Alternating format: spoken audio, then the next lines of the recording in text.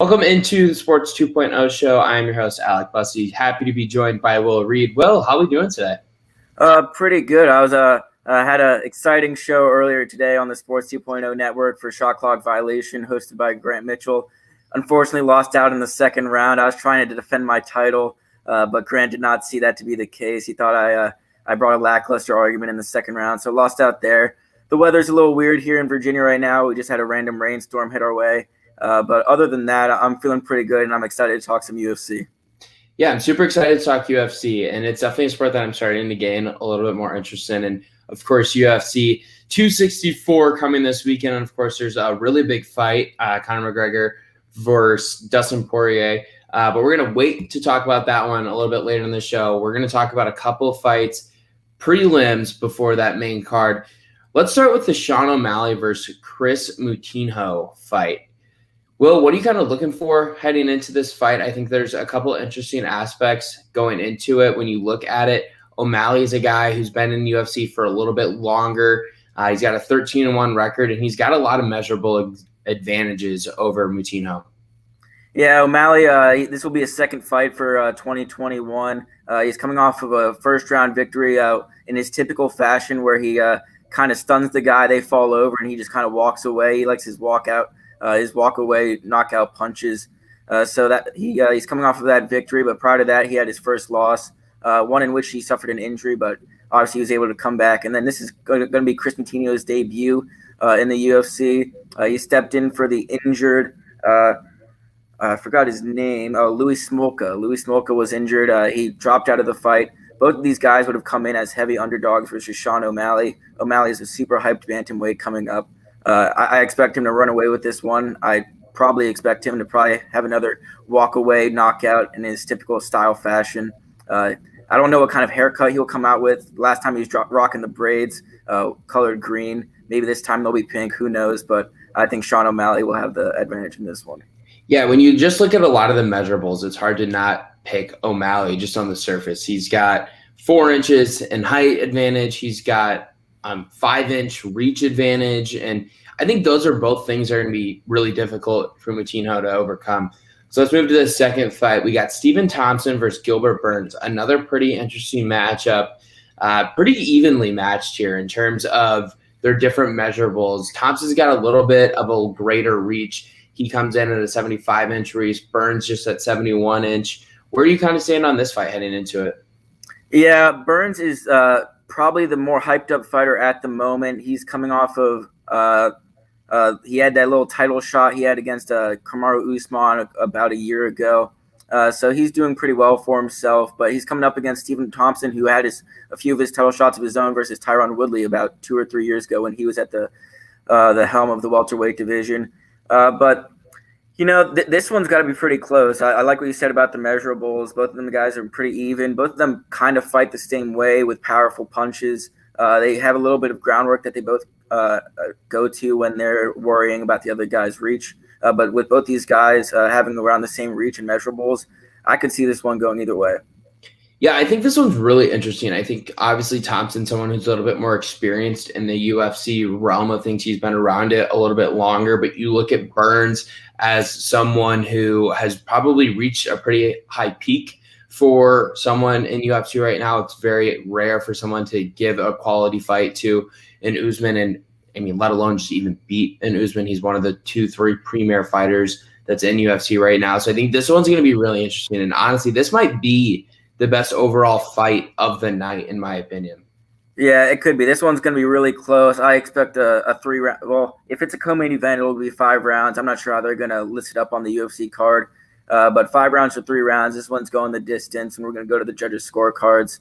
I think I'm going to go with the more experienced guy here, Stephen Thompson. I like what you said about Gilbert Burns reaching his potential or his highest peak going into that championship fight versus Kamaru Usman. No one's going to take down Usman. I was pretty shocked to see them give an opportunity to Gilbert Burns there in the welterweight division, but I think Stephen Thompson, Wonder Boy Thompson, is going to pull out here. Yeah, I think this one's just going to be really interesting, and I'm actually going to side with Burns just because I think he's a little bit younger. He's reached that peak a little bit more recently, and I think that that's something that might give him the advantage. But ultimately, at the end of the day, you're looking at two fighters who are pretty similar right now with where they rank in their careers and records and reach and weight and height and all those different measurables. All right, we've made the viewers wait long enough to get to the main fight of the night. Conor McGregor versus Dustin Poirier. This is a pretty big fight. It'll be the third time that they have fought in their careers. Obviously, going back to 2014, Conor McGregor was able to knock out Poirier in the first round, I believe, and then they had a rematch in January, and it just really didn't look like the Conor McGregor that UFC fans have come to know, and a lot of them have really come to love. Poirier was able to knock him out in round 2. So going into this fight, Will, what do you think a loss would do to Conor McGregor's career legacy? Yeah, we kind of talked about this a little bit pre-show. And McGregor's kind of I've always looked at him as a guy that doesn't really care what happens, win or lose. He has the money. He has the fame. You saw it after his last loss versus Poirier. He was very respectful, very humble that he lost. Was just excited to be back in the UFC after taking a little bit of a break after that Khabib Nurmagomedov fight. And before that, he took an even longer break when he went to fight Floyd Mayweather in boxing. So I think he's a little going to be thankful to be having another opportunity, making some money in the UFC. And I don't think if he loses that people will really see too much into it. He's had a great career so far, going through all the divisions, two-time division champ in both divisions that he's participated in, held both belts at the same time. You can't take that away from him. He was the first person to ever do that. So he's still going to be written down in the UFC record books as one of the best to ever do it. Yeah, and I have a lot of respect for what Conor McGregor has done for the sport of UFC. I mean, I think you kind of think of Conor McGregor as the fighter who really grew UFC into this massive brand that we've seen it be in the last, 4 or 5 years. And I think that Conor McGregor deserves a lot of credit for that, maybe more than any other male fighter. Obviously, Brock Lesnar had a lot to do with it in the really early stages after Dana White kind of took it over. And of course, we've seen what Ronda Rousey and Khabib have done in their time. And I think the biggest difference between a Khabib and McGregor is just the fact that, McGregor, he connects with fans probably a little bit more than what Khabib has been able to do throughout his career. Of course, there's the language gap there. And I think McGregor just quite frankly kind of plays into it a little bit more with his trash talk and all the other antics that Conor McGregor has been known to do. But I think I agree with you. I think if McGregor loses this fight, he just goes off into retirement for, the second time, third time? Yeah. Whatever it is. And he just kind of goes off into the sunset and he kind of becomes this ambassador for the sport. And he kind of pops up at these different fights. Maybe he joins a broadcast team that has been really entertaining, quite frankly, over the last couple of years with Joe Rogan, obviously. And I think that that's kind of a potential career future for Conor McGregor. And that's huge for the UFC. And a win is obviously great because no one draws quite the fandom that Conor McGregor does, especially since he has gotten a little bit older. And even though he hasn't won his most recent fights, I still think Conor McGregor has just a pull on UFC, kind of similar to the pull that Tiger Woods has on golf in a way.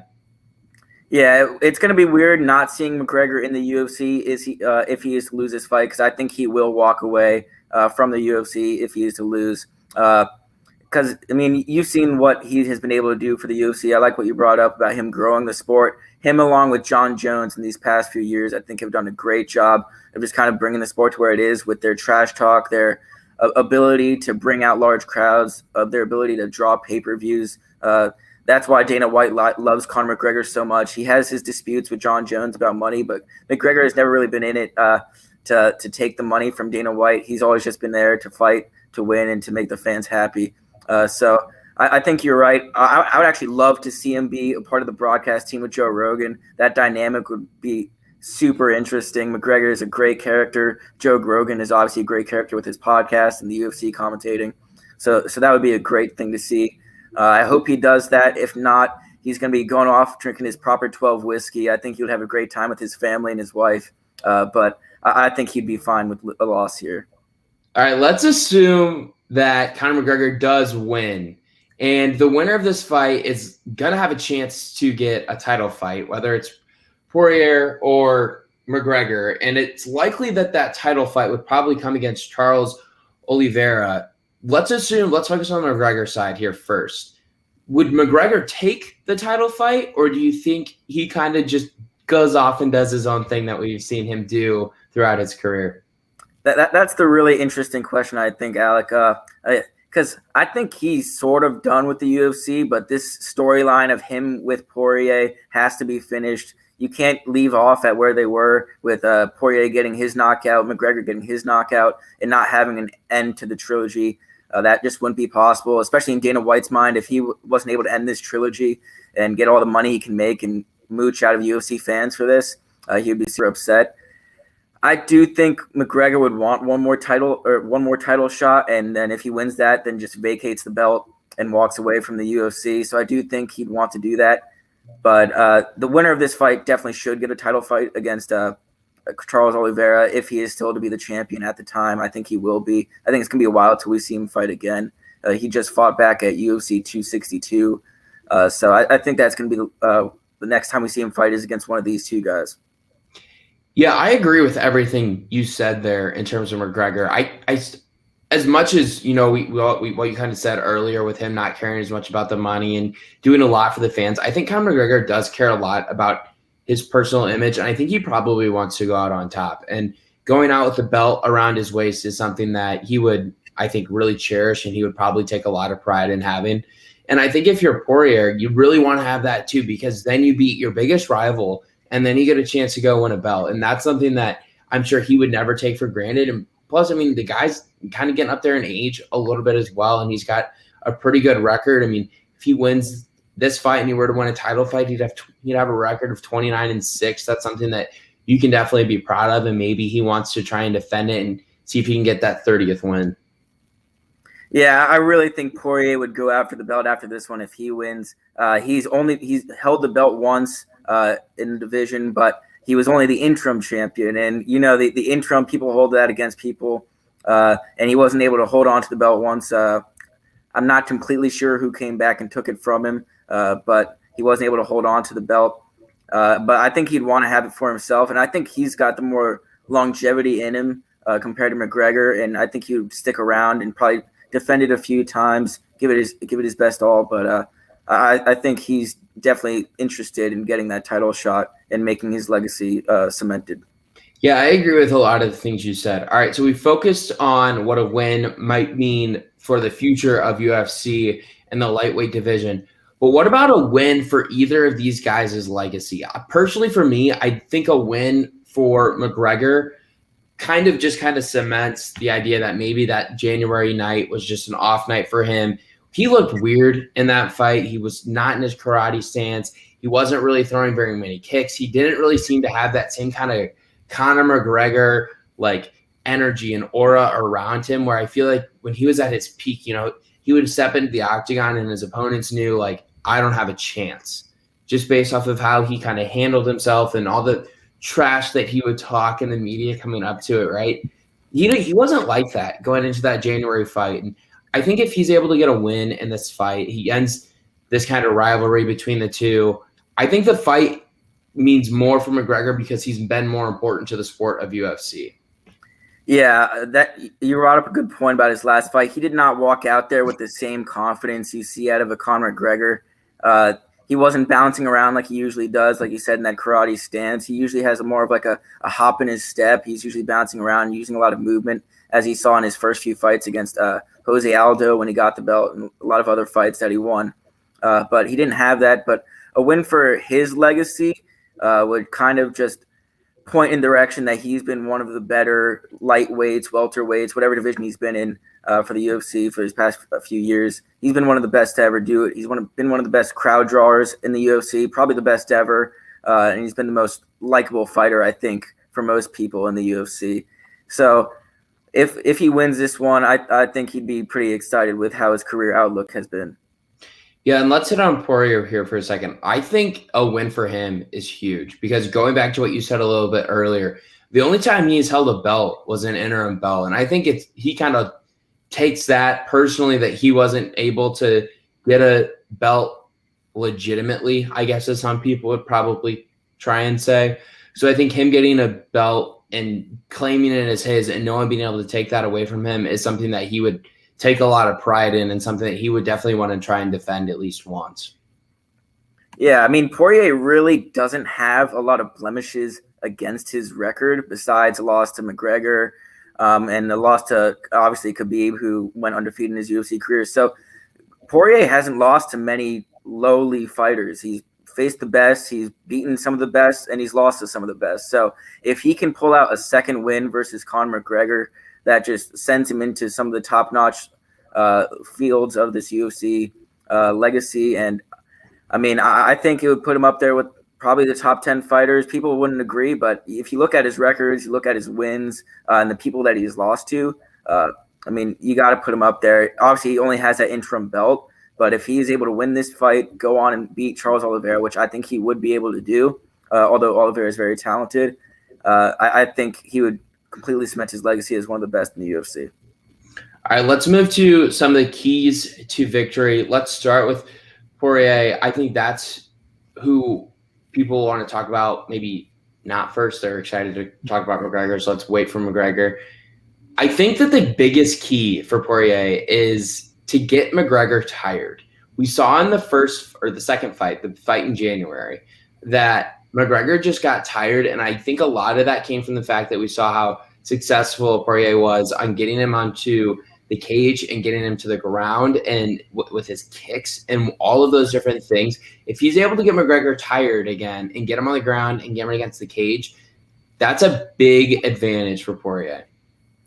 No, yeah, I think you're looking right inside my brain because that's exactly what I was going to say for the keys to victory for Dustin Poirier. It's the keys to victory for anybody who wants to fight Conor McGregor and have a chance of winning. You saw McGregor in his last two losses, both to Poirier and Nurmagomedov. He just gets tired and gasses out. I mean, when he got choked out by Khabib and just tapped out, he wasn't ready to continue that fight. He wasn't ready to continue prying Khabib's hands off of the choke. And when he got tired versus Poirier, you really saw the confidence that Poirier has when people get tired and when he knows that he can rock somebody. Because if you look back at his fight against McGregor in January and his fight to win the interim belt, when he has his eyes set on knocking somebody out, he will do it. His hands get faster, more powerful. He gets them up against the cage, and they can't escape. So if Poirier is able to get Conor McGregor tired, he has a very good chance of winning this fight. Yeah, I like what you said there about Poirier and how when he goes for it, man, he goes all in. Like when he sees a spot to attack, he goes for it, and he's going for the knockout punch or the knockout chokehold or whatever move he wants to pull. He's going to go for it. Yeah. Now let's talk about McGregor here and the keys that he has to victory here. One, obviously staying off the cage and not getting into the ground. And if he does, do the best you can to get back to the middle so you don't spend too much time on the cage or on the ground. But for me, he's got to kick. He's got to kick well. And Poirier is obviously one of the better kickers in UFC. And we saw in the fight in January, McGregor tried to box, and you can't box someone who's a better kicker because legs are longer than arms are. So he's going to have to kick, and that's something that we've seen Conor McGregor do in the past, but can he do it at age 32? Yeah, that's really the key here. I agree with that one too. When you're facing a kicker like Poirier, you have to kick back because either your legs are going to get more worn down or his legs are going to get more worn down, and you obviously want it to be his. Obviously, he's going to try to stick to his main boxing roots. He's very good at what he does when he is boxing. But I really like what you said about having to stay away from the cage and stay away from the ground. That is not McGregor's strong suit. I don't think he has many submission victories, if any at all. He doesn't have many victories where he's ground and pounding. It's a lot of technical striking and technical kicking where he's able to kind of just break down his opponent and knock them out. So that's really the key for McGregor, not getting tired. I think he'll come into not getting tired, kicks, sticking to the boxing and staying away from the cage. But I think he's going to come into this one a lot more prepared than he was for the January fight. I think he was a little lackluster in his preparation and his training. But if you watch some of the videos that he's been posting, look at his mindset going into this fight. I think he's ready to win this one. He wants to take this trilogy from Dustin Poirier and make the UFC fans happy that he came back. All right, let's shift to the odds and eventually our picks. So McGregor's actually shifted to an underdog in a lot of books across the country. And you talk about his motivation to probably win this fight. I think Conor McGregor probably has a little bit of an extra chip on his shoulder and some extra fuel now that he's probably paying attention to the odds maker saying he's an underdog, especially when the fight is in Vegas. So does that change your outlook on the fight? Are you still siding with McGregor, or are you kind of changing where you lean entering this fight? This one's a tough one for me because I'm a huge fan of both these guys. They're both very, very talented UFC fighters. I mean, you heard me just say it, that I think if Poirier wins this one and goes on to win a belt, he is cementing himself as one of the best UFC fighters in history, even though other people might not see it that way. And you see the odds on the screen there. McGregor plus 104 versus Poirier at minus 125 via points bet. I believe the only book that has McGregor as the favorite going into this is Williams Hill. So stay away from that one if you want to bet McGregor. But I think I still want to look and go to McGregor on this one. I think he's going to come in much more prepared than he did in his last fight. Obviously, we didn't see him stick to his kind of bouncing around. His stamina was kind of out of whack versus Poirier in January. I think he'll be much more prepared. And if I'm looking at this and I'm a bettor and I see the underdog shifts to McGregor and his odds keep getting into the plus range, I'm pretty happy about it. Yeah, so in terms of me and my pick, I think straight up, I think I would probably actually side with Poirier. Just going in, I think, one, like, I just question McGregor's, like, fire and his desire at this point. He didn't have it in the fight in January, and maybe he has it now, and he'll prove me wrong, and I guess prove a lot of people across the country wrong who seem to be doubting whether or not he has that. Now, if he has it and he comes into the fight and he starts saying things publicly, maybe I'll shift where I'm at in this fight. Now, from a betting perspective, I think it would probably be smart to do what you kind of said there, especially if McGregor's the underdog, to throw a couple bucks on him to kind of come out on top in this fight after a certain round or with a knockout if you're really feeling gutsy. I think that that's probably a way to maybe make a little bit more money on the fight. Now, I don't know if that's what I would do. I would maybe moneyline Poirier for the fight, just because I think I trust him a little bit more at this point in each of these guys' careers. No, yeah, I'd only strictly stick to moneyline bets in this fight. This could be unpredictable. It could go the 5 rounds, and we could see a barn burner of a fight. Obviously, the last 2 fights ended within 2 rounds each. The first one in 1 round from a technical knockout from McGregor. Second one, Poirier was able to break down McGregor and knock him out. So we haven't seen long fights out of these 2 guys. I could see it going longer in this one, both guys kind of being a little anxious going into the ring and a little cautious of what the other guy is prepared for. But I'd stick away from any round type of bets or finish type of bets like that, because this could be a very unpredictable fight and it could really go either way.